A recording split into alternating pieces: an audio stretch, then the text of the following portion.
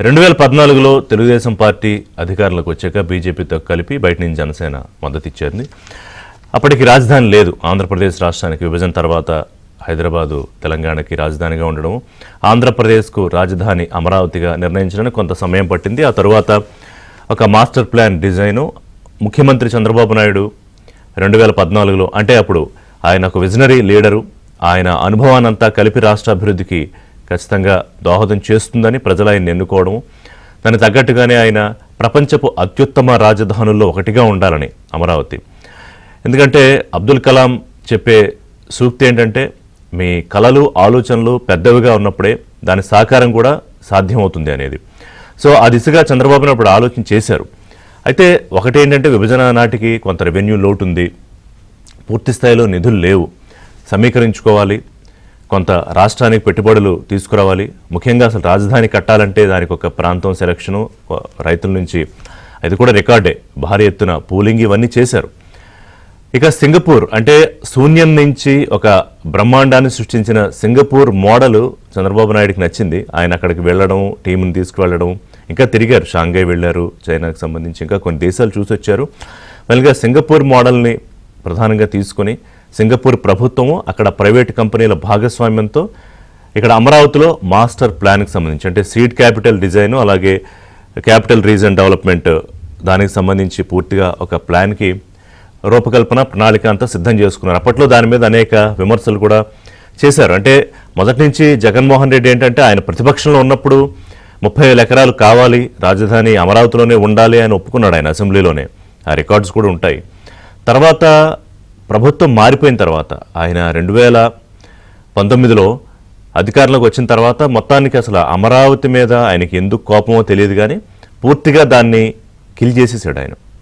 Kill చేసేసి వాళ్ళ నాయకులతో మంత్రులతో కూడా శ్మశానం లేకపోతే ఎడారి, ఇక్కడ ఏం తిరుగుతాయి గాడిదలు పందులు కుక్కలు తప్ప అనే స్థాయికి దాన్ని మాట్లాడారు, విచ్ ఈజ్ వెరీ అన్ఫార్చునేట్.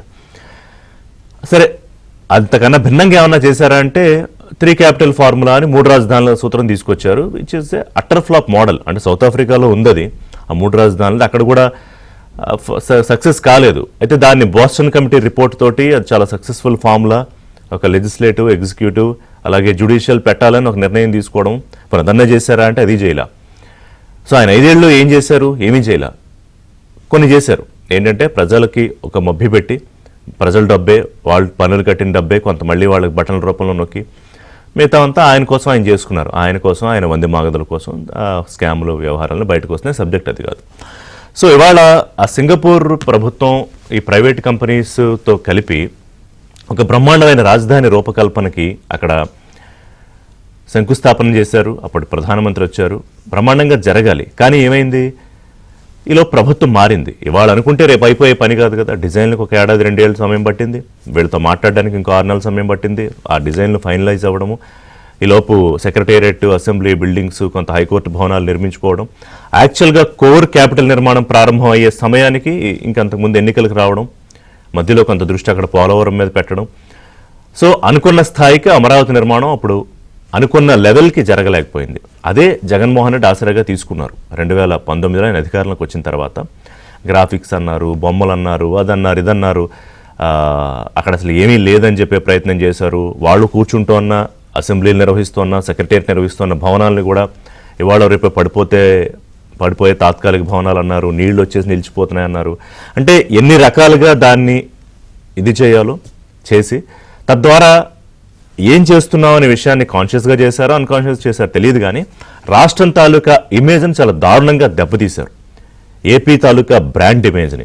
అంటే అప్పుడప్పుడే పురుడు పోసుకుంటూ ఉన్న రాష్ట్రం, రాజధాని లేదు, రాజధాని కావాలి, కంపెనీలు రావాలి, ఉద్యోగ సృష్టి జరగాలి, ఇన్ఫ్రాస్ట్రక్చర్ డెవలప్మెంట్ జరగాలి, ఆకర్షించాలి, బయట దేశాల వాళ్ళని కంపెనీలు పెట్టడానికి ప్రోత్సాహకాలు ఇవ్వాలి. సో దీనికి క్వైట్ ఆపోజిట్లో ఆయన బిహేవ్ చేశారు జగన్మోహన్ రెడ్డి. ఇంకెక్కడుంటాయి కంపెనీలన్నీ? సింగపూర్ అవన్నీ క్యాన్సిల్ చేసేసారు, రద్దు చేసేసారు. ఏవైతే అప్పటి వరకు ఒప్పందాలు జరిగాయో సింగపూర్ ప్రభుత్వం, లేకపోతే కొన్ని ప్రైవేట్ కంపెనీలు, కొన్ని ఏజెన్సీస్, ఇవన్నీ కూడా రద్దు చేసేయడంతో వాళ్ళు ఆబ్వియస్గా వెళ్ళిపోయారు. ఇక్కడ డిస్ట్రక్షన్ తప్ప కన్స్ట్రక్షన్ ఏం లేదని.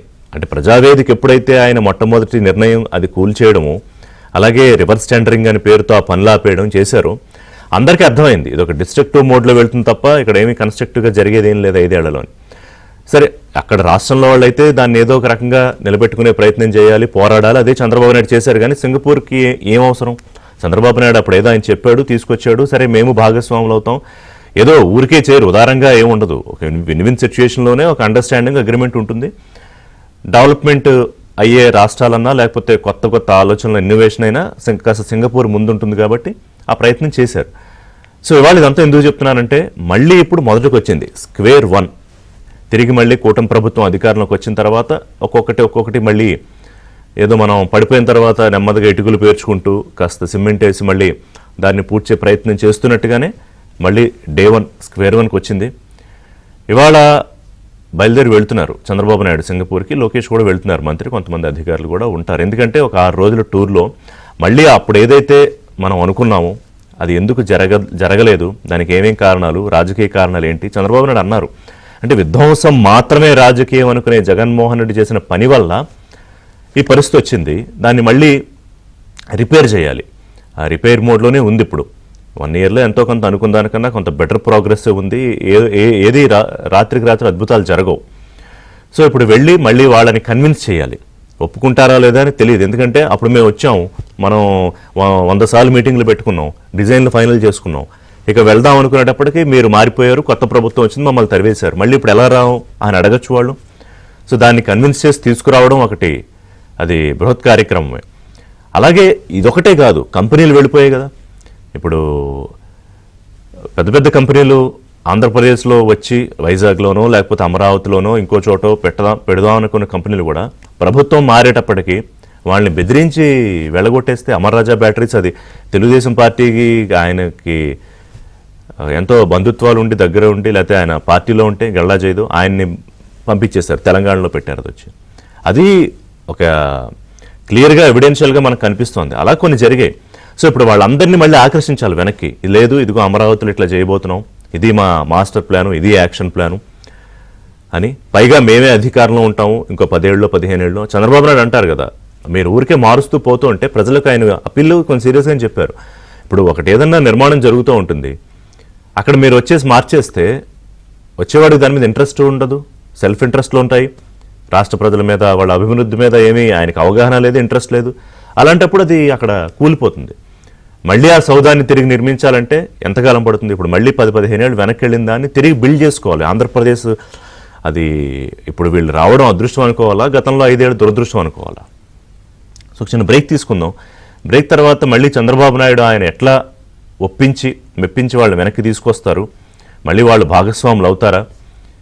అయితే కొంత ఏంటంటే బెటర్ మళ్ళీ కొత్తగా వేరే వాళ్ళతోటి సంప్రదింపులు, ఇదిగో మా మాస్టర్ ప్లాన్ ఇది, మీరు మాకు సపోర్ట్ చేయండి, అది డిజైన్స్ కావచ్చు, తర్వాత కొత్తగా అక్కడ కాస్త ఫండ్స్ ఫెసిలిటేట్ చేయడం కావచ్చు, ఇవన్నీ కూడా ఉన్నాయి ఆల్రెడీ ఒప్పందాల్లో భాగంగా మాట్లాడుకున్నవి. ఎందుకంటే అది కొంత సులువు అవుతుంది. ఎంతవరకు దీని మీద ముందుకు వెళ్ళే అవకాశం ఉంటుంది? చంద్రబాబు నాయుడు సింగపూర్ పర్యటనకు సంబంధించి అంటే ఇప్పుడు ఒక ప్రయత్నం చేయడానికి వెళుతున్నారు. అంత ఫ్రూట్ఫుల్గా ఉందా అంటే లేదు. ఎందుకంటే గతంలో ఒక విశ్వాసం కల్పించిన తర్వాత ఒకటి రాష్ట్రం కెపాసిటీలో, రెండోది ఇండివిజువల్ ఇండిపెండెంట్ కెపాసిటీలో కూడా చంద్రబాబు నాయుడు ఎప్పుడైతే 90ల్లో బిల్ గేట్స్ అనే ఒక వ్యక్తిని, అసలు నాకు హైదరాబాద్ ఏంటి, ఆంధ్రప్రదేశ్ సంబంధం ఏంటి అన్న వ్యక్తిని తీసుకొచ్చి ఎలా అయితే మైక్రోసాఫ్ట్ పెట్టించగలిగారో, అక్కడి నుంచి కీప్ ఆన్ ఆయన ప్రతిసారి ముఖ్యమంత్రి అయినప్పుడు, ఆ మాటకు వస్తే ప్రతిపక్షంలో ఉన్నప్పుడు ఆ సంబంధాలు ఆయన కొనసాగిస్తూనే ఉన్నారు. బహుశా ఇప్పుడు ఆ సంబంధాలే ఎంతో కొంత తిరిగి మళ్ళీ సింగపూర్ ప్రభుత్వం, అక్కడ ప్రతినిధులు, ప్రైవేట్ కంపెనీలు మళ్ళీ ఇటు రావడానికి ఒక అవకాశం ఉండే ఛాన్సెస్ ఎంతో కొంత ఉన్నాయి. అలాగే ఇందులో చంద్రబాబు నాయుడు ఆయన వ్యక్తిగతంగా మాట్లాడుకోవాలంటే అంటే ఉన్న ఫ్యాక్ట్సే. ఇప్పుడు ఒక్కొక్కరికి కొంతమందికి ఏవో వ్యసనాలు ఉంటాయి, అందరికీ ఉండాలని లేదు. కానీ ఆయనకున్న వ్యసనం, అతిపెద్ద వ్యసనం ఏంటంటే అభివృద్ధి. అంటే ఏదో ఒకటి చెయ్యాలి, తన మార్కు మాట్లాడుకోవాలి, అదేం తప్పు కాదు. సో ఆ మార్కుతో పాటు ఒక అభివృద్ధి బాట అక్కడ పరిచి తర్వాత ఇంకా అది వెళ్తుంది. దాని తర్వాత హైదరాబాద్లో ఐటీ అనేది అప్పుడు పునాదులు వేసుకున్న తర్వాత ఈ రోజున మనం ఐటీ ఎక్స్పర్ట్స్లో 2వ స్థానంలోకి వచ్చామంటే, లేదా అతి కొద్ది రోజుల్లోనే బెంగళూరుని క్రాస్ చేయబోతున్నాం అంటే ఇది ఎప్పుడో వేసిన ఒక పునాది కదా. అదే అలాంటిదే అమరావతిలో సృష్టించాలి, అంతకన్నా గొప్పగా చెయ్యాలి అనేదే ఆయన ఆలోచన. బాలకోటే గారు అమరావతి బహుజన జేఏసీ కన్వీనరు, కనపర్తి శ్రీనివాస్ గారు తెలుగుదేశం పార్టీ సీనియర్ నాయకులు, వల్లూరి జయప్రకాష్ గారు బీజేపీ ముఖ్య నాయకులు. నమస్కారం అండి. బాలకోటి గారు, శ్రీనివాస్ గారు, జయప్రకాష్ గారు. బాలకోటి గారు, నేను చెప్పింది కరెక్టేనా? పలు వ్యసనాల్లో ఇలాంటి మంచి వ్యసనాలు ఉండడం మంచిదే. చంద్రబాబు నాయుడు గారికి ఉన్న వ్యసనం ఏంటంటే రాష్ట్ర ప్రజలకు అది కాస్త ఒక ఆశ, ఎక్కడో పర్వాలేదు మన రాష్ట్రంలోనే మనకు ఉద్యోగాలు వస్తాయి, మనం పొట్టబొట్టుని ఎక్కడికో పోవక్కర్లేదు, ఇంకా మాట్లాడితే వేరే రాష్ట్రాల నుంచి కూడా మన రాష్ట్రానికి వస్తారు, అది అతిశయోక్తి ఏం కాదు కదా. ఒక 5 ఏళ్ళు 10 ఏళ్ళు డౌన్ ద లైన్ బాలకోటే గారు ఎట్లా ఇవాళ ఈయన చేస్తున్న ప్రయత్నం అంటే అప్పట్లో ఈ వినాశనం నుంచి మళ్ళీ వికాసం వైపు నడిపించే దాంట్లో ఇది ఒక ప్రయత్నం. రిషి గారు నమస్తే. నమస్తే. కనపర్తి శ్రీనివాస గారికి అలాగనే జయప్రకాష్ గారికి కూడా నమస్కారాలు. అయితే నేను అనుకుంటూనే ఉన్నాను, మళ్ళీ మీరు పదాన్ని రిపీట్ చేశారు. ఏది? చంద్రబాబు నాయుడు గారికి ఈ పారిశ్రామికవేత్తలు తీసుకురావటం, ఇలా పారిశ్రామికవేత్తలకి ఆహ్వానం పలకటం ఒక వ్యసనం అనే మాట. ఎందుకంటే ఇది చాలా ఇది కాదు సరైన మాట, ఇది సంకల్పం. అదేలేండి, అంటే నేను ఊరికే ఎడిక్షన్ అంటే మనం ఏది వదలలేం కదా. ఇన్నే పాజిటివ్ నోట్ అన్నా అది. బట్ సంకల్పం అనేది కరెక్ట్, మీరు చెప్పింది దృఢ సంకల్పం. అది అంటే డైరెక్ట్ డిబేట్ చేస్తున్నారు రిషి గారు, అంటున్నారు ఒక సంకల్పం. అంటే రిషి గారు, ఒక్కొక్క రాజకీయ నాయకుడికి ఒక ఊహా చిత్రం ఉంటుంది. అసలు రాజకీయాల్లోకి వచ్చిందే అందుకే. నేను ముఖ్యమంత్రి అయితే, లేదా నేను మంత్రిని అయితే, నేను కార్పొరేషన్ చైర్మన్ అయితే, ఇప్పుడు నా జాతి కోసం ఎలా చేయాలి, నా ప్రాంతం కోసం ఎలా చేయాలి, నా రాష్ట్రం కోసం ఎలా చేయాలి అని. చంద్రబాబు నాయుడు గారు 40 ఏళ్ల జీవితం మొత్తం కూడా రాష్ట్రం కోసం ఏం చేద్దాం, ఎలా చేస్తే రాష్ట్రం బాగుపడుతుంది, ఇదే తపన. దానికోసం ఆయన దేశ ప్రధానమంత్రి అవకాశం వచ్చినా కూడా ఆ అవకాశాన్ని అందిపుచ్చుకోవాలి. దేశంలో చక్రం తిప్పడానికి ఆనాటి భారతీయ జనతా పార్టీ ఉన్నప్పుడు, వాజ్పేయి గారు, అద్వానీ గారు ఉన్నప్పుడు, is a great pillar in that country. ఒక ప్రధానమైన స్తంభంగా ఉండి కూడా తెలుగు ప్రజలు, తెలుగు రాష్ట్రం, తెలుగుదేశం పార్టీ, నేను రాష్ట్రానికే పరిమితమైన, రాష్ట్రానికి సేవ చేయాలని ఒక సంకల్పంతోనే వేశాడు. కాకపోతే ఏంటంటే రాజకీయాలు ప్రజాస్వామ్యం కాబట్టి అప్పుడప్పుడు వడగాల్పులు వస్తాయి, అప్పుడప్పుడు తుఫానులు వస్తాయి, ఓటములు వస్తాయి, గెలుపులు వస్తాయి. ఓడిపోయినా కూడా కర్తవ్యంగా ఏకైక నాయకుడు చంద్రబాబు నాయుడు గారు. ఓడిపోయినా దిగులు పడకుండా, దిగాలు పడకుండా, ప్రజలు ప్రజాస్వామ్యంలో ఏ హోదా అయితే ఇచ్చారో ఆ హోదాని స్వీకరించి ఆ పాత్రలో జీవించే వ్యక్తి చంద్రబాబు నాయుడు గారు. ప్రజాస్వామ్యంలో ప్రజలు ఒకరికి అధికారం ఇస్తారు, ఇంకొకరికేమో ఆ అధికారం ఇచ్చిన ఆయన చూస్తూ కాపలాగా ఆయనని ప్రతిపక్ష హోదా ఇస్తారు. ఏ పాత్ర ఇచ్చినా కూడా చంద్రబాబు నాయుడు గారు ఆ పాత్రలోనే ఉంటారు తప్ప మరో పాత్ర దొరికిపోడు. అయ్యో నా అధికారం పోయింది, 6 ఏళ్ళు అయిపోయింది, 3 ఏళ్ళు అయిపోయింది, దాచుకున్న డబ్బు ఎక్కడ దాచాలి, నా కార్యకర్తలు నాయకులందరూ వెళ్ళిపోతున్నారు, కుడి భుజం పోతుంది, ఎడం భుజం పోతుంది, నమ్ముకున్న వాళ్ళందరూ పోతున్నారు, నేను ఏం చెయ్యాలి, ఎట్లా ఈ ప్రభుత్వాన్ని పెంచాలి, ఆంధ్రప్రదేశ్లో ఎమర్జెన్సీ వచ్చేసింది, రాష్ట్రపతి ప్రజలను పెట్టండి, మమ్మల్ని చంపేస్తున్నారు, నేను ఎలాంటి ఇబ్బందులు ఏం పెట్టలేదని చెప్పి ఏదో రాజ్యాధికారం కోసం తహతహదిండే వ్యక్తి చంద్రబాబు నాయుడు గారు కాదు. మీకు మాట చెప్తారు రిషి గారు, దాహాల్లో 2 రకాలు ఉంటాయి. దాహాలు ఒకటేమో సాదాసేదా దాహం, రెండేమో ధూర్త దాహం. అంటే దాహం వేస్తే ఒక గ్లాసుతోనో 2 గ్లాసులో మంచినీళ్ళు తాగుతాం. కానీ ధూర్త దాహం అంటే బిందెలతోనూ బకెట్లతోనూ నీళ్లు తాగుతారు, వాళ్ళు మూర్ఛ రోగులు తాగుతారు. జగన్మోహన్ రెడ్డి గారికి రాజ్యాధికార ధూర్త దాహం. ఆయనకు అధికారం ఉంటే ఊపిరి సలుపుతుంది. అయినా నేను అవన్నీ కూడా పోనక్కర్లేదు, ఎందుకంటే ఓడిపోయిన జగన్మోహన్ రెడ్డి గారి గురించి మళ్ళీ బాలకోటయ్య చిందులేయటం మాట్లాడటం నాకు ఇష్టం లేదు. ఆయన ఎంపీ అవ్వటమే బాబాయిని కొట్టి అయ్యాడు. బాబాయిని కొట్టి రాజీనామా చేపిస్తే ఎంపీ అయ్యాడు. బళ్ళోనే టీచర్ని కొట్టాడు. పోలీస్ స్టేషన్ జరిపి ఎస్ఐతో రాద్ధాంతం చేశాడు. తర్వాత బాబాయిని చంపితే ముఖ్యమంత్రి అయ్యాడు. మీకు మాట చెప్తానండి, మనకే చెల్లెలు ఉన్నారు, మనకే అక్కలు ఉన్నారు, తోబుట్టువులు ఉన్నారు. తోలబుట్టిన చెల్లెలు 2 అండి, సునీతారెడ్డి గారి, షర్మిలారెడ్డి గారి. అక్కుని చేర్చుకోవద్దండి, అవతరిస్తే ప్రాణం ఇవ్వద్దండి. నాన్నగారు మోము చూసైనా సరే దగ్గరకు తీసుకోవద్దండి. అది ఏం చేస్తా ఉంటున్నా నేను. ఇప్పుడు ఎక్కడ తీసుకొచ్చారంటే షర్మిల బాలకోటే గారు, రెడ్డి గారికి- షర్మిల గారు ఆమెకి ఎక్కడ తీసుకొచ్చారంటే మానసిక పరిస్థితి, ఇంకా నన్ను జగన్ చెల్లెలు అనకండి అనే వరకు తీసుకొచ్చాడు ఆయన. మరి ఎంత బాధాకరం అది ఉమ్. ఉంటుందా సార్ అలా? ఏమన్నా ఆమె ప్రత్యర్థ లేదా ఫ్యాక్షనిస్టా?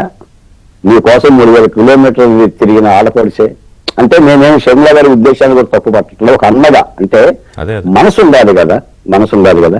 పోతే ఇప్పుడు మీరు ఒక మాట అడిగారండి, చంద్రబాబు నాయుడు గారు సింగపూర్ పోతున్నారు, పారిశ్రామికవేత్తలను మెప్పించి ఒప్పించి రప్పించే ప్రయత్నం చేస్తున్నారు. వాళ్ళు వస్తారా రారా, తేగలరా లేరా అనేది కూడా రాష్ట్రం చూస్తుంది. నిజానికి ఏంటంటే పారిశ్రామికవేత్తలు అంటే రాజకీయ నాయకులు కాదండి. అయితే ఈ పార్టీ లేకపోతే ఆ పార్టీ, అయితే ఈ కొండవ లేకపోతే ఆ కొండవ.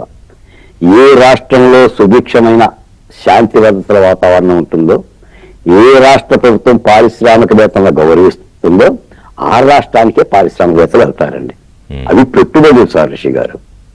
ఈ రోజు రిషి గారు ఉండాలని పెట్టుబడి వెళ్తా, రేపు రిషి గారు ఉండరు, కనపతి శ్రీనివాస్ గారు వస్తారు, బాలకోట వెళ్ళిపో రాష్ట్రం విడిచిపెట్టి అంటాడు. ఏం చేయాలి సార్? ఏం చేస్తారు చెప్పండి? ప్రజాస్వామ్యం ఏం చేస్తారు? ఆగి వెళ్ళిపోతారు కదా, ఎక్కడ వాళ్ళకి అవకాశం ఉంటే, ఎక్కడ పీస్ఫుల్. వెళ్ళిపోయారు కదా. మీరు అనుకోకపోతే మాట కూడా చెప్తా. గల్లా జయదేవ్ గారి పరిస్థితి ఏంటి? ఈ రాష్ట్రంలో పుట్టిన బిడ్డ అమర్ రాజా బ్యాటరీ పెట్టి ఏడాది 1200 కోట్ల రూపాయల ప్రభుత్వానికి ట్యాక్స్ పెడుతున్న వ్యక్తిని వెళ్ళగొడితే రాజకీయాల నుంచి దూరం అయిపోయాడు కదా. అవును, లేకపోతే ఈ రోజున గల్లా జయదేవ్ గారు కేంద్ర మంత్రి కావాలి. No doubt. అది పెమ్మసాని చంద్రశేఖర్కి అవకాశం వచ్చేది కాదు. గల్లా జయదేవ్ గారే కేంద్ర మంత్రి అయ్యేవాడు. తన రాజకీయ జీవితాన్ని కూడా వదిలేసుకున్నారు కదా. అంటే మీరు అన్నట్టు కరెక్ట్ గా చెప్పారు. మీరు కంపెనీలు అయితే వెళ్ళిపోతాయి ఎక్కడ అవకాశం ఉంటే అక్కడ, వీళ్ళైతే విసిగిపోయి అసలు రాజకీయాలే వదిలేసుకున్నారు. అందుకని అంటే ఇదంతా కూడా రాష్ట్ర ప్రజలు ఇప్పుడు చంద్రబాబు నాయుడు గారికి ఇంత కష్టం ఎందుకండి? ఇప్పుడు పారిశ్రామికవేత్తలను తీసుకురావటానికి కూడా, మెప్పించడానికి కూడా 1కి 10 సార్లు వెళ్ళి మాట్లాడాల్సినంత అవసరం ఉంది. మొన్న లోకేష్ గారు అన్నారు, ఆంధ్రప్రదేశ్కు పారిశ్రామికవేత్తలు రావడానికి భయపడుతున్నారు, వాళ్ళు చాలా భరోసా అడుగుతున్నారు అని. ఒక మంత్రి స్థాయిలో లోకేష్ గారు అన్నారంటే భయం ఏ స్థాయిలో ఉంది? అంతేగా. మొన్న లూలు ఆయన అన్నాడు, లూలు కంపెనీ, నేను విశాఖపట్నంలో మా మాస్పిట్లు ఏర్పాటు చేశాను, మా ప్రభుత్వం సహకరించలేదు, కానీ ఈరోజు చంద్రబాబు నాయుడు గారు హామీ ఇస్తున్నారు కాబట్టి నేను వస్తున్నాను అని. ఎంతమంది వస్తారు లూలులాగా? తెగింపు ఎందుకు చేస్తారు సార్ పారిశ్రామికవేత్తలు? కానీ నేను అనేది ఏంటంటే ఇప్పుడు జగన్మోహన్ రెడ్డి గారు చేసిన వినాశకరమైన పద్ధతి అదే. చంద్రబాబు నాయుడు గారు కోపం ఉంటే, ఆయన మీద ఏదైనా కక్ష ఉంటే రాజకీయంగా ఆయన పోరాటం చేయాలి, రాజకీయంగా యుద్ధం చేయాలి. బాలకోటే గారు ఇప్పుడు ఆయన మీద కోపం ఉంది, కక్ష ఉంది, ఆయన జైలుకి పంపించాలనుకున్నాడు, పంపించాడు, సరే అదొకే పొలిటికల్ గా. కానీ మీరు అన్న పాయింట్ ఏంటంటే అసలు రాష్ట్రాన్ని ఎవరైనా, ఏ ముఖ్యమంత్రి అయినా అవకాశం వస్తే 5%, 10% ఏదో ఎంతో డెవలప్మెంట్ చెయ్యాలని చూస్తారు, కానీ అసలు వినాశనం చేయడానికి ఎవరు ట్రై చేస్తారు? Except former CM Jaganmohan Reddy, Balakote గారు. మీరు మిగతా రాష్ట్రాల పరిస్థితులు కూడా పరిశోధిస్తారు కదా, అబ్జర్వ్ చేస్తుంటారు కదా. రిషి గారు 2 పద్ధతులు ప్రజాస్వామ్యంలో. ఒకటేమో ఇస్తే తీసుకోవాలి, ఇస్తే తీసుకోవటం ప్రజాస్వామిక పద్ధతి. రెండోదేమో గుంజుకోవాలి లేదా లాక్కోవాలి, ఇది ఫ్యాక్షనిస్ట్ పద్ధతి. జగన్మోహన్ రెడ్డి గారు రాజకీయం గుంజుకోవటం, లాక్కోవటం, బెదిరించటం, దోచుకోవటం. వ్యవసాయం కేస్ స్టడీ అంతా అదే కదా సార్. నేను ఒక మాట చెప్తా సార్, మళ్ళా మాట నేనేమి అన్నిదా భావించమాకండి. జగన్మోహన్ రెడ్డి గారు ఆంధ్రప్రదేశ్లో 5 ఏళ్ల పరిపాలనలో ఆయన చేసిన ఒక్క పరిశ్రమ కానీ, ఒక్క ప్రాజెక్టు కానీ, ఒక్క నిర్మాణం కానీ మీరు చెప్పండి. కూల్చివేతలు తప్ప, పంపేసినవి అయితే, పంపించినవి పారిపోయినవి అయితే చెప్పగలను నేను. బటన్ నొక్కుడు తప్ప. ఇప్పుడు బటన్ నొక్కుడు కూడా 29 రకాల ఆంధ్రప్రదేశ్లో దశాబ్దాలుగా ఉన్న సంక్షేమ పథకాలు మొత్తం నిలిపేసి వాటికి ₹1 బిల్ ఇవ్వకుండా వాటన్నిటినీ తెచ్చి ఈ బటన్ నొక్కేసేసి నేను డబ్బులు ఇస్తున్నాను, ప్రజలందరూ నా వెనక జీ హుజూర్ అని బారులు నడుస్తారని ఆయన భ్రమించాడు. వెరసి ఏమైందంటే ప్రజలు ఆయన పరిపాలనకు విసుగు చెంది ఆనాటి వినాశనకరమైన విధానాలు ఇదే గనక ఉంటే, ఒక్క మాట చివరి మాట చెప్తున్నా, ఇదే పద్ధతి నేను ఒక మాట కూడా చెప్తున్నా రిషి గారు, మీరు ఆశ్చర్యపోతారు. నిజానికి జగన్మోహన్ రెడ్డి గారు 2024 అధికారంలోకి వస్తే భారతదేశ చిత్రపటంలో ఆంధ్రప్రదేశ్ గీతలు కనిపించేది తప్ప లోపలే ఉండే కావండి. లోపల గనులు కానీ ఇసుక కానీ భూములు కానీ ఉండే కానీ గీతలు ఉండేవి. ఓహో, ఆంధ్రప్రదేశ్ అనేది ఒకటి ఉండేది భారతదేశంలో ఒకప్పుడు. ఇంకొక తూర్పు ఇది ఉంది, పడమర ఇది ఉంది, ఉత్తరం ఇది ఉంది, దక్షిణ ఇది ఉందని దిక్కులు కనిపించాయి.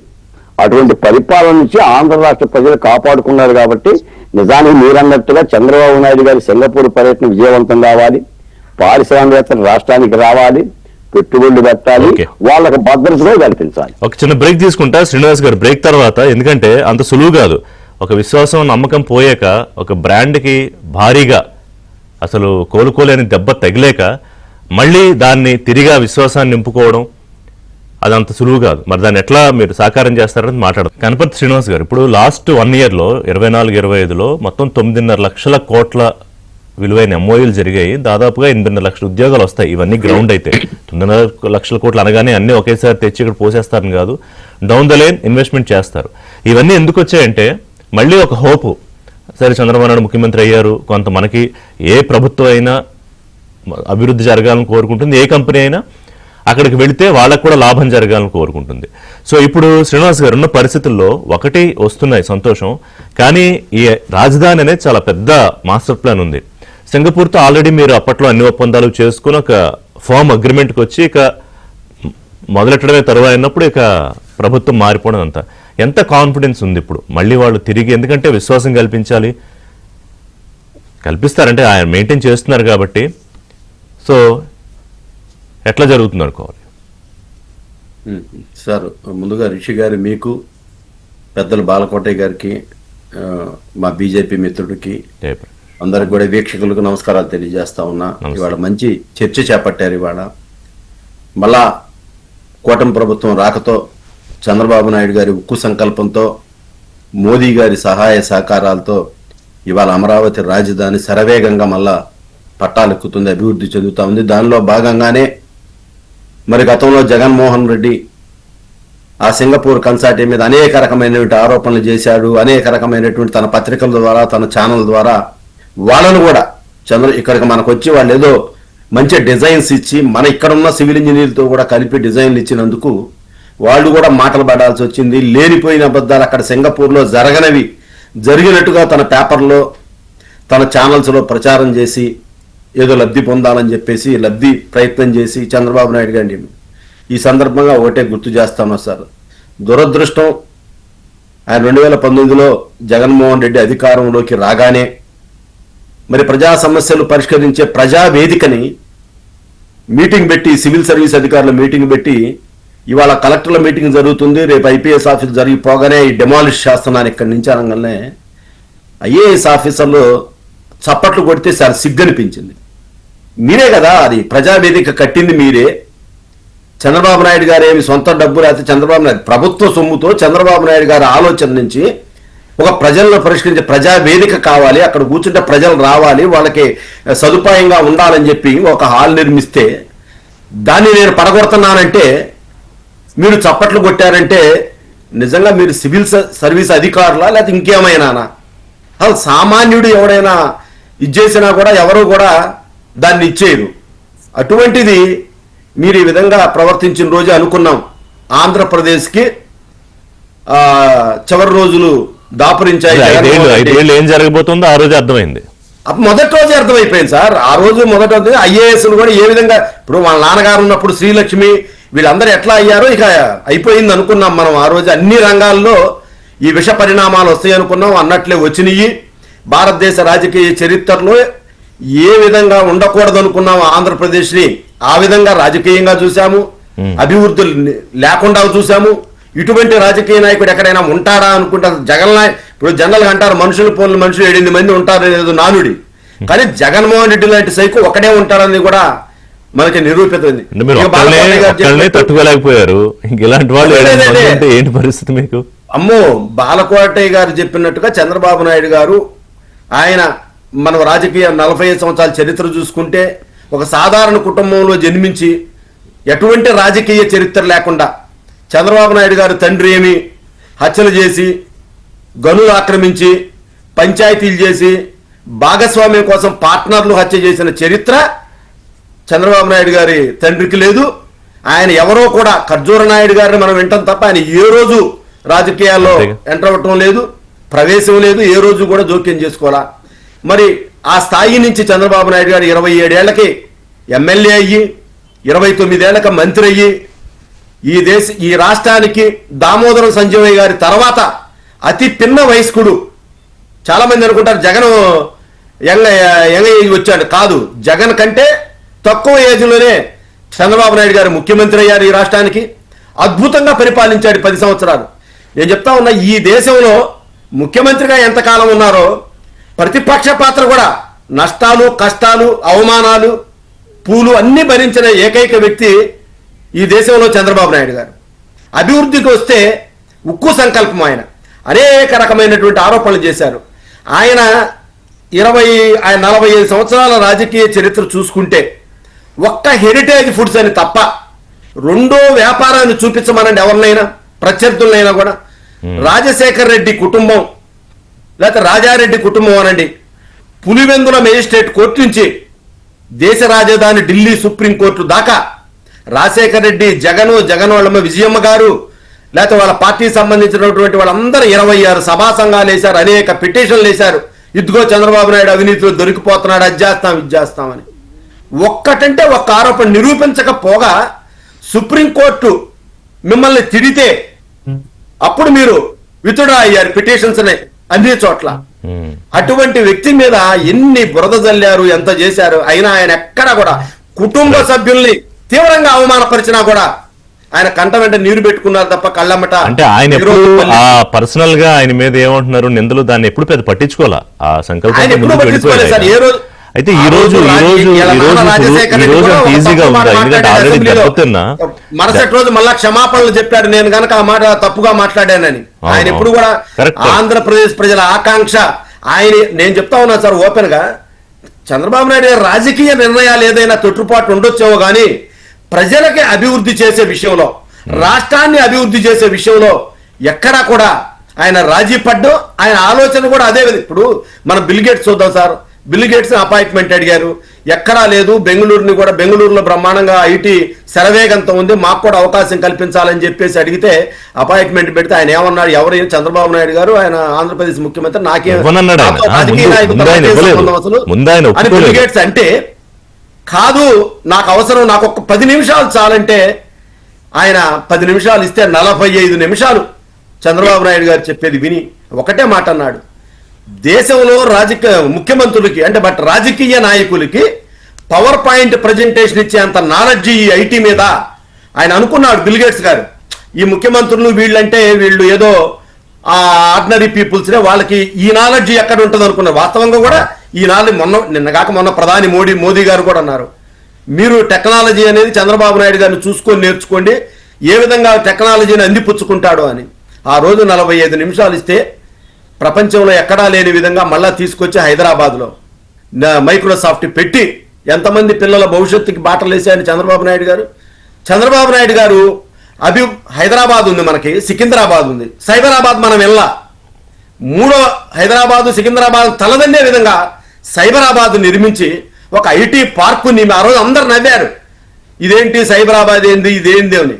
ఫైనాన్షియల్ సిటీ ఏర్పాటు చేసి ఇవాళ అక్కడ తెలంగాణ రాష్ట్రానికి ఇవాళ పన్నులు అధికంగా వస్తున్నాయి. ఎక్కడి నుంచి? ఇంకొకటి తెలంగాణ కోట్లకు పైగా అమ్ముడవుతున్న ఏరియా సైబరాబాద్ సృష్టించిన సృష్టికర్త చంద్రబాబు నాయుడు గారు. మరి జినోమ్ వ్యాలీని సృష్టించాడు. మరి కరోనా టైంలో మరి ఆ వ్యాక్సిన్ ఎక్కడి నుంచి వచ్చిందండి?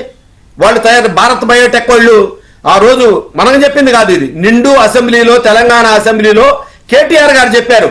కాంగ్రెస్ ఏదో మాట్లాడుతూ ఉంటే కాదు మీరు కూర్చోండి, ఇది చంద్రబాబు నాయుడు గారు సృష్టించినటువంటి జినోమ్ వ్యాలీ ఆయన కట్టించాడు, భారత్ బయోటెక్ వాళ్ళు అక్కడ వ్యాక్సిన్ తయారు చేశారని. చంద్రబాబు నాయుడు గారు ఏ రోజు ఏది ఆశించి ఏదో రాజశేఖర్ రెడ్డి, జగన్మోహన్ రెడ్డి గారు లాగా పిలిచి ఈ పరిశ్రమ ఇక్కడ పెడితే నాకెంత అని. ఇప్పుడు మనం చూసాం సార్, బొత్స సత్యనారాయణ గారు వోక్స్ వ్యాగన్ వస్తే పోతే నాకేంటి, నేనేం చేసేది అని మాట్లాడాడు. మరి లూలు మార్ను తరిమేశారు. గోరంట్ల మాధవ్ వెళ్ళి విశ్వరూపం ప్రదర్శించాడు కియా మోటార్స్ ఎండి గారి మీద. ఇవన్నీ మనం చూసి అసలు జగన్మోహన్ రెడ్డి అనేవాడు అసలు రాజకీయాలకు అనర్హుడేనా? 5 సంవత్సరాలు నీకు ప్రజలు నీకు అధికారం కట్టబెడితే ఒక్క పరిశ్రమ అంటే ఒక్క పరిశ్రమ, ఒక్క ఉద్యోగం అంటే ఒక్క ఉద్యోగం, ఈ రాత్రి తెచ్చావా? నువ్వు కేవలం ఒక సంక్షేమం, ఏది బాలకోట గారు చెప్పినట్టు పాత వాటికే ఏదంటారు, పాత సీసాలో కొత్త సారానా ఏదో అంటారు అన్నట్టుగానే నువ్వు ఆ పథకాలు పేరు మార్చి పెట్టి ఎక్కడా కూడా బయటికి రాకుండా బట్టన్ నొక్కా. అందుకే ప్రజలు నీకు ప్రతిపక్ష హోదా లేకుండా లేని విధంగా బట్టన్ నొక్కేశారు. ఓకే, నువ్వు జయప్రకాష్ గారు అందువల్ల నేను ఒకటే చెప్తా ఉన్నా సార్, చంద్రబాబు నాయుడు గారి టూర్ బ్రహ్మాండంగా సక్సెస్ అవుద్ది.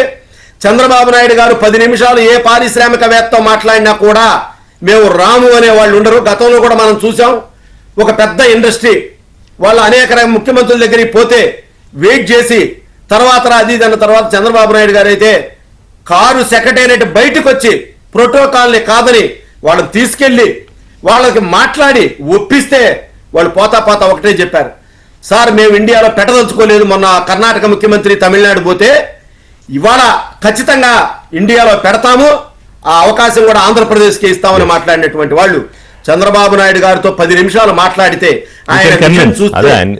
చేయగలరు అంటే ఆయన విజన్ చెప్పగలరు. జయప్రకాష్ గారు ఇప్పుడు ఎవరికైనా ఏంటంటే రాష్ట్రాన్ని నేను ఎలా డెవలప్ చేయాలనుకుంటున్నాను, ఇదిగో నా విజన్ ఇది, నా దగ్గర ఉన్న రీసోర్సెస్ ఇవి, ఇన్ఫ్రాస్ట్రక్చర్ ఇది చేయబోతున్నాను, సో మీకు ఇది అవకాశం, ఈజ్ ఆఫ్ డూయింగ్ బిజినెస్ ఎలా ఉంటుంది, ఇదే కదా ఏ కంపెనీకైనా మీరు పెట్టాలన్నా నేను పెట్టాలన్నా కంపెనీకి అదే ఆలోచిస్తాం కదా జయప్రకాష్ గారు. సో ఇన్ దట్ వే ఒకటి చేసుకొస్తారు. అయితే ఈ ఇమేజ్ ఏదైతే ఇందాకంటే నేను మాట్లాడుతున్నానో దెబ్బతిన్న ఇమేజ్ని మళ్ళీ రిపేర్ చేసుకుంటూ బయటికి తీసుకురావాలి. అందులో మీ సహకారం కూడా ముఖ్యంగా మోదీ గారు సహకరిస్తున్నారు. ఇంకా కొంచెం ఎక్కువ కాస్త ఎక్స్టెండ్ చేయాలి, దాన్ని ఎక్స్పాండ్ చేయాలి జయప్రకాష్ గారు. ముందుగా రిషి గారు మీకు, అదేవిధంగా బాలకోటి గారికి, శ్రీనివాస్ గారికి, ఏబిఎన్ ప్రేక్షకులందరూ కూడా నా శుభోదయం తెలియజేస్తున్నా. గత 5 సంవత్సరాల పాటు ఒక అరాచకమైనటువంటి పరిపాలన మన రాష్ట్రంలో జరిగింది. దానికి ముందు చంద్రబాబు నాయుడు గారు 2014 నుంచి 19 దాకా మన రాష్ట్రాన్ని పరిపాలన ఏ రకంగా చేశారో మనందరం కూడా చూసాం. ఆ రోజున్న ఎన్డీఏ ప్రభుత్వం కూడా పూర్తి స్థాయిలో సహకారం చేయటం, ఇవాళ అరాచకపు పరిపాలనని మర్చిపోయే విధంగా కేవలం 1 సంవత్సరం కాలంలోనే సుమారుగా 10 లక్షల కోట్ల రూపాయల దాకా మన రాష్ట్రంలో ఇవాళ ఇన్వెస్ట్మెంట్స్ వచ్చేటటువంటి పరిస్థితి వచ్చింది. దీనికి ప్రధానమైనటువంటి అంశం ఏమిటంటే కేంద్రంలో ఒక బలమైనటువంటి ప్రభుత్వం నరేంద్ర మోదీ గారి నాయకత్వంలో గత 4078 రోజులుగా ఈ దేశాన్ని ఒక అభివృద్ధి చేసే దిశగా, అదేవిధంగా వికసిత్ భారత్ లక్ష్యంతో 2047 నాటికి పెట్టుకున్నటువంటి లక్ష్యం ప్రధానమైన అంశం అయితే, అదేవిధంగా చంద్రబాబు నాయుడు గారు కూడా స్వర్ణ ఆంధ్రప్రదేశ్ చేయాలి అని చెప్పి అదే 2047 పెట్టుకొని ఒక నిర్దిష్టమైనటువంటి లక్ష్యంతో, ఒక సమర్థవంతమైనటువంటి నాయకత్వంతో వారిద్దరూ కలిసి పనిచేస్తా ఉన్నారు. కాబట్టి ఈ సంవత్సరం కాలంలోనే కేవలం 1 సంవత్సరంలో 10 లక్షల కోట్ల రూపాయల పెట్టుబడులు మన రాష్ట్రానికి వచ్చే దిశగా వచ్చింది. Despite of all other things, అంటే గత 5 సంవత్సరాలుగా జరిగినటువంటి దారుణమైనటువంటి పరిస్థితులను కూడా కాదని ఇవాళ కేంద్ర ప్రభుత్వం యొక్క మద్దతుతోటి ఈ రకమైనటువంటి పరిస్థితి వస్తుంది. మనం 2014 నుంచి 19 దాకా చూసినట్లయితే రిషి గారు, సింగపూర్ ఆ రోజు అప్పటికి చంద్రబాబు నాయుడు గారికి సింగపూర్ లో కానీ అంతర్జాతీయంగా ఉన్నటువంటి ఐటీ కంపెనీస్, ఇంటర్నేషనల్ గా ఉన్నటువంటి ఇన్వెస్టర్స్ అందరికీ కూడా చంద్రబాబు నాయుడు గారు అంటే ఒక అట్రాక్షన్, ఒక విజనరీ ముఖ్యమంత్రి, ఒక ఆలోచన పరుడైనటువంటి ముఖ్యమంత్రి ఉన్నాడు ఈ దేశానికి, ఈ దేశంలో ఉన్నటువంటి ఒక ముఖ్యమంత్రి ఉన్నారు అని చెప్పి హైటెక్ సిటీ నిర్మాణం ఏ రకంగా అయితే చేశారో అప్పటి నుంచి అందరికీ కూడా ఐటీ టెక్ మ్యాన్ గానే చంద్రబాబు నాయుడు గారిని చూస్తా ఉన్నారు. దానిలో భాగంగా సింగపూర్ ట్రేడ్ మినిస్టర్ గా ఉన్నటువంటి వారు ఆ రోజున మన ఆంధ్ర రాష్ట్రంలో ఇన్వెస్ట్మెంట్స్ కోసం చంద్రబాబు నాయుడు గారు అక్కడ పర్యటనకి వెళ్లి వారు ఎప్పుడైతే ప్రతిపాదన చేశారో ఆ రోజున 1691 ఎకరాలని ఆ అమరావతి ప్రాంతంలో సింగపూర్ కి మనకు కన్సార్షియం ఏర్పాటు చేసి అసెండా సింగ్ బ్రిడ్జి, అదేవిధంగా Sembcorp development, APCRDA, AP development corporation ADC, 3 కలిపి కూడా ఒక కన్సార్షియం గా ఫామ్ చేసి 52% సింగపూర్ కన్సార్షియానికి, 48% ఏడీసీకి అంటే అమరావతి డెవలప్మెంట్ కార్పొరేషన్ కి పెట్టి 1691 ఎకరాలను ఆ రోజున డెవలప్మెంట్ చేయడానికి ఇస్తే వాళ్ళు చాలా ఆనందంగా చంద్రబాబు నాయుడు గారు లాంటి వ్యక్తితోటి పనిచేసేదానికి, ఇటువంటి ప్రభుత్వంతో పనిచేసేదానికి మేము సిద్ధంగా ఉన్నామని చెప్పి అప్పటికప్పుడే వాళ్ళు ప్రకటించినటువంటి ప్రాజెక్ట్స్ 1,15,000 కోట్ల రూపాయలు రిషి గారు. ఆ 1,15,000 కోట్ల రూపాయల ఇన్వెస్ట్మెంట్స్ ద్వారా అంటే 3 phases లో వాటన్నిటిని కూడా ఇన్వెస్ట్మెంట్ చేయాలని చెప్పి 15 సంవత్సరాల్లో ఇన్వెస్ట్మెంట్ చేస్తూ సుమారుగా 1,25,000 కుటుంబాలు అమరావతిలో సెటిల్ అవుతాయి అని చెప్పి వారందరూ కూడా ఆ రోజున ఆలోచన చేసి వాటికి కావాల్సినటువంటి ఒక 9 లక్షల స్క్వేర్ ఫీట్ రెసిడెన్షియల్ ఏరియా, అదేవిధంగా సుమారుగా ఇంకొక 5 లక్షల స్క్వేర్ ఫీట్ కమర్షియల్ ఏరియాని ఇనీషియల్ గా మొట్టమొదటి 3 సంవత్సరాల్లో నిర్మించాలని చెప్పి ఆ కన్సార్షియం ఆ రోజు టైప్ అయింది. తదనంతరం దురదృష్టవశాత్తు 2019లో వచ్చినటువంటి జగన్మోహన్ రెడ్డి గారు వారు ఏదైతే కూల్చివేతతోటి మొదలు పెట్టారో అక్కడ ఉన్నటువంటి పరిస్థితుల రీత్యా సింగపూర్ తోటే కాదు అన్ని రకాలైనటువంటి కంపెనీస్ తోటి కూడా చేసినటువంటి అగ్రిమెంట్స్ అన్ని కూడా రివైవ్ చేసుకుంటామో మళ్ళీ రీకన్సిడర్ చేయాలి అని చెప్పి వాటన్నిటిని కూడా ఎప్పుడైతే పిలిపించారో వారు జగన్మోహన్ రెడ్డి గారి యొక్క పద్ధతిని చూసినటువంటి సింగపూర్ ప్రభుత్వం ఆ రోజున కన్సార్షియం వెనక్కి వెళ్ళిపోయేటటువంటి పరిస్థితి. కేవలం సింగపూర్ కన్సార్షియం మాత్రమే కాదు రిషి గారు, ఆ రోజు ఫ్రాన్స్ నుంచి ఇన్వెస్ట్మెంట్స్ కోసం అని చెప్పి సుమారుగా 1 లక్ష కోట్ల రూపాయల వరకు పవర్ సెక్టార్ లో ఇన్వెస్ట్మెంట్ చేయడానికి వచ్చినటువంటి కంపెనీల్ని వెళ్ళగొట్టినటువంటి పరిస్థితి. పీపీఎల్ అన్ని కూడా రద్దు చేశాడు. ఆ రోజు కేంద్ర ప్రభుత్వం కూడా అనేక రకాలుగా కూడా చెప్పడం జరిగింది. ఆఖరికి పీయూష్ గోయల్ ఆ రోజు పవర్ మినిస్టర్ గా ఉన్నటువంటి పీయూష్ గోయల్ గారు పార్లమెంట్ లో కూడా ఈ సమస్యని ఈ సబ్జెక్ట్ ని లేవనెత్తారు. వారి యొక్క ఎంపీలకి వాళ్ళ యొక్క మంత్రులకి కూడా తెలియజేస్తూ మీరు ఎట్టి పరిస్థితుల్లోనూ కూడా ఈ పీపీఎల్ రద్దు చేసేదానికి కేంద్ర ప్రభుత్వం అంగీకరించదు అని చెప్తే కూడా బలవంతాన ఆయన్ని కూడా రద్దు చేసేటువంటి పరిస్థితి. దాని ద్వారా రావాల్సినటువంటి కడప కర్నూలు ప్రాంతాల్లో 1 లక్ష కోట్ల రూపాయల పైన పెట్టుబడులు పవర్ ప్లాంట్ లో రావాల్సినటువంటి అవన్నీ కూడా వెనక్కి వెళ్ళిపోయినటువంటి పరిస్థితి. సో అంటే ఓవరాల్ గా ఎంత నష్టం జరిగి ఉండొచ్చు జయప్రకాష్ గారు ఒక అంచనా కోసం 5 ఏళ్లలో? మనం అనుకున్నట్టయితేనండి, మనం టైఅప్ అయినటువంటివి ఆ రోజున ఉన్నటువంటి దానిలో 6,85,000 కోట్ల రూపాయలకి 2014 నుంచి 2019 వరకు మనం టైఅప్స్ అయ్యాం. అంటే ఇన్వెస్ట్మెంట్స్ కి అందరూ కూడా రెడీ అయినటువంటి పరిస్థితి, అండర్స్టాండింగ్ అయినటువంటి పరిస్థితి. ఈ 6,85,000 కోట్ల రూపాయలతో పాటుగా ఇవి గనక ఎప్పుడైతే మొదలుపెట్టి ఒక ఫేజ్ లో గనక వెళ్తా ఉంటే గనక మరి కొంతమంది ఆ రోజున వచ్చేటటువంటి పరిస్థితి ఉంది. ఇవాళ మనం అనుకుంటున్నటువంటి ఏఐని ఆ రోజునే ఇనీషియల్ స్టేజెస్ లో ఉంది. ఆర్టిఫిషియల్ ఇంటెలిజెన్స్ ని ఆ రోజునే స్టార్ట్ చేయాలని ఒక ఇనీషియల్ స్టేజెస్ లో ఉన్నటువంటి పరిస్థితి. మైక్రోసాఫ్ట్ కి సంబంధించినటువంటి మనం అందరం చూసాం కూడా, సత్యనారాయణ గారు వీళ్ళందరూ కూడా వచ్చి ముఖ్యమంత్రి గారిని ఆ రోజున 19లో ముఖ్యమంత్రి గారిని కలవటం, వారందరూ కూడా మాట్లాడి ఇన్వెస్ట్మెంట్స్ వాళ్ళందరూ కూడా ప్రిపేర్ అయినటువంటి పరిస్థితి. అంటే అప్పటికి ఇన్వెస్ట్మెంట్స్ అనౌన్స్ చేయలేదు, బట్ వాళ్ళు they are ready to invest in. బహుశా మీరు అంటుంటే నాకు అనిపిస్తోంది ప్రభుత్వం కొనసాగుంటే ఒక ఏఐ రీసెర్చ్ సెంటర్ కూడా వాళ్ళు ఇక్కడ పెట్టుండేవారేమో. ఆ మెటా ప్రిపేర్ అయి ఉన్నారండి. ఆ రోజు ఉన్నటువంటి దానిలో ఈ ట్రంప్ కూడా మనకి అనుకూలమైనటువంటి పరిస్థితిలో ఉన్నాడు. ఆయన ఎండ్ ఆఫ్ ద గవర్నమెంట్ వచ్చాడు, ఆయన మనకి ఎండ్ ఆఫ్ 19 వచ్చాడు.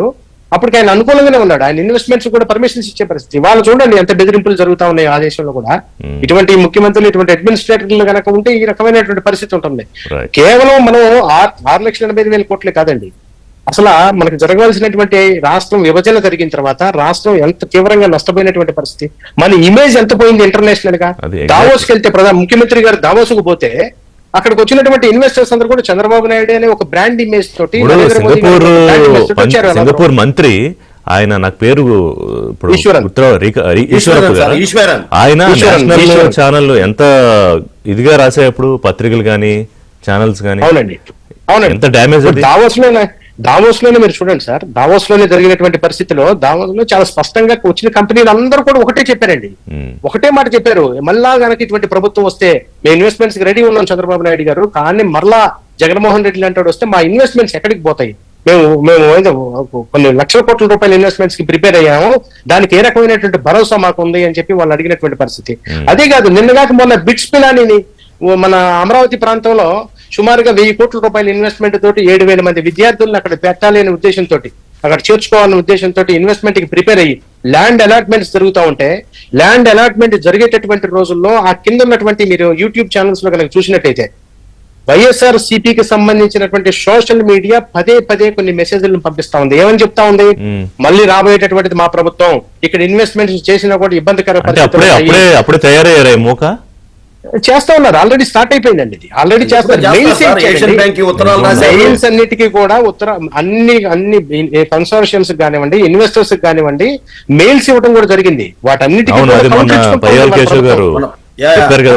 ఇటువంటి దురదృష్టకరమైనటువంటి ప్రతిపక్షం అని కూడా అనలేము. ప్రజలు గెంటేసిన తర్వాత కూడా, ప్రజలందరూ కూడా దూరం పెట్టిన తర్వాత కూడా ఇటువంటి దురాలోచనలు కలిగినటువంటి వాళ్ళు రాజకీయాల్లో ఉండటం, ముఖ్యంగా మన రాష్ట్రం లాంటి ఒక అభివృద్ధి చెందవలసినటువంటి రాష్ట్రం మనకి 1031 కిలోమీటర్లు కోస్టల్ లైన్ ఉందండి. రేపు చంద్రబాబు నాయుడు గారు సింగపూర్ కన్సోర్షియంకి వెళ్తున్నప్పుడు, సింగపూర్ పర్యటనలో ఈరోజు సాయంత్రం చేయబోతా ఉన్నారు వారు వెళ్ళిన తర్వాత వాళ్ళు ప్రధానంగా ఇండియన్ డయాస్పోరాని, ఎన్ఆర్ఐల్ని, ముఖ్యంగా తెలుగు ఎన్ఆర్ఐస్ ఎవరైతే ఉన్నారో వాళ్ళందరినీ కలిసేటటువంటి ప్రయత్నం, ముఖ్యంగా మనకు ఉన్నటువంటి పోర్టల్ డెవలప్మెంట్ కోసము, ఆర్టిఫిషియల్ ఇంటెలిజెన్స్ డెవలప్మెంట్ కోసం, క్వాంటమ్ వాల్యూల్ ఇన్వెస్ట్మెంట్స్ కోసము, వీటన్నిటి కోసం వెళ్తా ఉన్నారు. ఈ రకంగా గనక మెయిల్స్ ఇచ్చి ఈ రకమైనటువంటి పరిస్థితులు కనుక ఉంటే ఇది చాలా కష్టమైనటువంటి మాట్లాడదాం. బ్రేక్ తర్వాత మాట్లాడదాం. జయప్రకాష్ గారు బాగా చెప్పారు. అంటే ఇందాక బాలకోటే గారు ప్రస్తావించారు కదా, లోకేష్ గారు మంత్రి స్థాయిలో ఆయన ఇంకా పరిశ్రమలు ఇంకా కాస్త భయం ఉంది అనే దగ్గర నుంచి ఆ భయాన్ని తీయడానికి ఏమిటి చేయాలి వాళ్ళ రాష్ట్ర ప్రభుత్వం అనేది కూడా ఒక ఇమేజ్ను తిరిగి పునర్నిర్మించే పనిలో ఉన్నారు ముఖ్యమంత్రి Chandrababu Naidu with the support of Modi, అలాగే డిప్యూటీ సీఎం పవన్ కళ్యాణ్ కూడా ఉన్నారు. సో బాలకోటే గారు ఇందాక మీరు ఒక మాట అన్నప్పుడు అక్కడ నాకు స్ట్రక్ అయింది. అంటే ఎట్లా మరి ఇప్పుడు వీళ్ళు అంటున్నారు నరికేస్తామంటారు, తెలుగుదేశం పార్టీ నాయకులు అంటారు, మిమ్మల్ని అంటారు, ఇంకోళ్ళు అంటారు. సో వీళ్ళే భయపెట్టేస్తుంటే మరి పరిశ్రమల వాళ్ళు భయపడకుండా ఉండాలంటే ఏం చేయాలంటారు? రిషి గారు, మీకు అర్థమవటానికి, మీ ఛానల్ ద్వారా రాష్ట్ర ప్రజలకు అర్థమవటానికి వైసీపీ పరిపాలన పద్ధతిని ఒక్క మాటలో చెప్తాను. మహాభారతాన్ని కన్నా వైఎస్ఆర్ కాంగ్రెస్ పార్టీని కనుక మహాభారతంతో పోలిస్తే వాళ్ళందరూ కూడా కౌరవులు, మేము పాండవులమే. మేము 5 ఏళ్ళు అరణ్యవాసం చేశాం, అజ్ఞాతవాసం చేశాం, శరళబడ్డాం, ద్రౌపది వస్త్రాభరణ కూడా మేము చేయించుకున్నాం, భీముడిలాగా కూడా భీషణ ప్రతిజ్ఞలు చేశాం. ఈ మహాభారతంలో కౌరవులు దుర్యోధనుడేమో జగన్మోహన్ రెడ్డి గారు, శకునేమో సజ్జల రామకృష్ణారెడ్డి గారు, దుశ్శాసనుడేమో కొడాలి నాని గారు, వల్లభనేని వంశీ గారు, ధృతరాష్ట్రమేమో పెద్దిరెడ్డి రామచంద్రారెడ్డి గారు. ఇక 101 మంది కుమారులాగా 151 మంది ఎమ్మెల్యేలు. అంటే ఎంత బ్రాండ్ ఇమేజ్ పోయిందంటే, హైదరాబాద్ లో నేను వెళ్ళి సేవ్ ఆంధ్రప్రదేశ్ అంటుంటే బాలకోటయ్య గారు సేవ్ ఆంధ్రప్రదేశ్ కాదు, యువర్ ఏ సేవ్ ఆంధ్రప్రదేశ్ అన్నారు. మీరు బానిసలు, జగన్మోహన్ రెడ్డి గారిని మళ్ళీ మీరు గెలిపిస్తారు, తిరుగుబాటు చెయ్యలేరు అనే మాటలు కూడా మేము పడి వగచాం.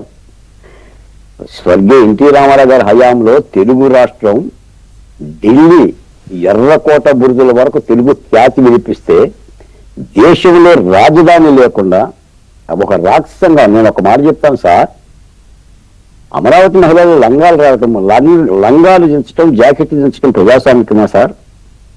ఒక డాక్టర్ని పెదవెక్కలు విరిచికట్టి హింసించడం ప్రజాస్వామ్యమా సార్? రైట్. ఒక డ్రైవర్ని చంపి డోర్ డెలివరీ చేయడం ప్రజాస్వామ్యమా సార్? చూసిన తర్వాత మరి మీకు భయం లేదని ఒక భరోసా ఇవ్వడానికి ఎట్లా? ఇప్పటికైతే బలంగా ఉంది కూటమి ప్రభుత్వం, కాన్ఫిడెన్స్ కంపెనీలకు ఇవ్వాలి కదా అంటున్నా. అందుకని అంబేద్కర్ గారు దారి చూపించారండి. మనకు చట్టాలు ఉన్నాయి, న్యాయస్థానాలు ఉన్నాయి, జైళ్ళు ఉన్నాయి, జైళ్ళకి గట్టి బందోబస్తు ఉంది, రైట్, పోలీసు అవతలు వేయగలగాలి. సో వీళ్ళందరినీ తీసుకెళ్ళి తాళాలు వేయాలంటారు. నూతన జైలు నిర్మించైనా సరే శ్రీనివాస్ గారు పెద్ద పెద్ద తాళాలు ఇచ్చైనా సరే మరి బంధించగలిగితేనే పరిష్కారాలు.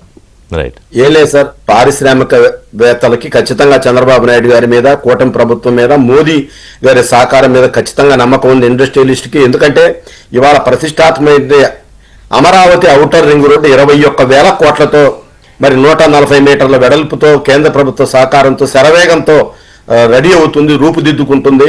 అట్లానే మనకి 79,900 కోట్లతో Visakha Vijayawada metro rail project రూపుదిద్దుకుంటా ఉంది. శరవేగంతో ఇవన్నీ జరుగుతాయి. అయితే ప్రజలు కూడా మీ ఏబిఎన్ ద్వారా, మన ఏబిఎన్ ద్వారా నేను అప్పీల్ చేస్తా ఉన్నా, అర్థం చేసుకోండి. గత 5 సంవత్సరాలు రాష్ట్రం ఏ విధంగా పారిశ్రామికవేత్తలు వచ్చిన ఇండస్ట్రియలిస్టులు కూడా బెదిరించి వెనక్కి పంపించారు. చంద్రబాబు నాయుడు గారి నాయకత్వంలో, కూటమి ప్రభుత్వం నాయకత్వంలో ఇవాళ ఎలా ముందుకెళ్తా ఉంది, ఏమేమి జరుగుతుందో ప్రజలు, నేను చెప్పేది ఏంటంటే కూటమి ప్రభుత్వం ముఖ్యంగా ప్రజల్లో చర్చ పెట్టి జగన్మోహన్ రెడ్డి హయాంలో జరిగిన అరాచకాన్ని, చంద్రబాబు నాయుడు గారి సమయంలో జరిగిన అభివృద్ధిని ఖచ్చితంగా తెలియజేసే పనిలో ఉండాలి. మనము అభివృద్ధి చేయటమే ఒకటి ముఖ్యం కాదు సార్, చేసిన అభివృద్ధిని ప్రజలకు తెలియజెప్పాలి. చంద్రబాబు నాయుడు అధికారంలో వచ్చినప్పుడు ఏ రోజు కూడా అభివృద్ధి చేయకుండా ఉండలా. ప్రతిపక్షం. జయప్రకాష్ గారు వెరీ క్విక్ క్రిస్ప్ గా చెప్పండి. ఒకటేనండి, ఒకటే మాట దీనిలో.